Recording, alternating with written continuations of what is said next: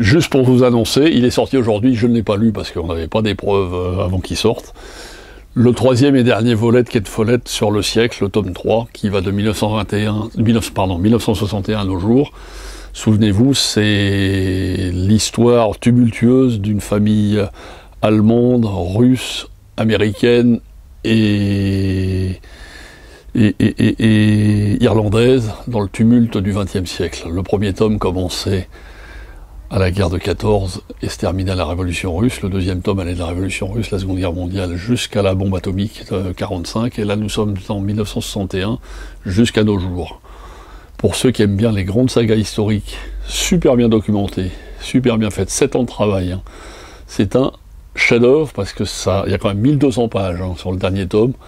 Mais c'est un gars, on rentre là-dedans.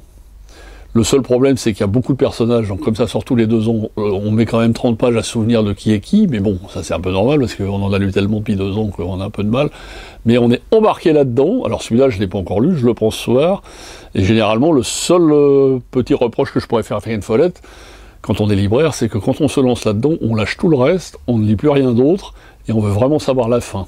Il a un art, une manière de vous raconter l'histoire, surtout du XXe siècle, qu'on connaît tous un peu des bribes et tout ça, en mélangeant les personnages historiques, en mélangeant ces personnages à lui dont on a les descendants depuis le tome 1 et tout ça qui arrive maintenant.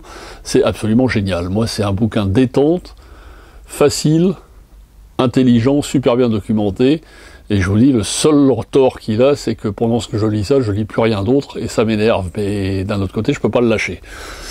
Ken Follett, aux portes de l'éternité, tome 3 du siècle. Le grand succès de cette fin d'année, à mon avis, parce que vraiment, les gens sont toujours très très enthousiastes, et c'est vraiment un grand raconteur d'histoire. Alors on va me dire que c'est du best-seller, que ça se vend et tout ça, mais enfin c'est pas parce que ça se vend et que c'est du best-seller que c'est forcément mauvais. Donc vraiment, précipitez-vous, il est arrivé aujourd'hui.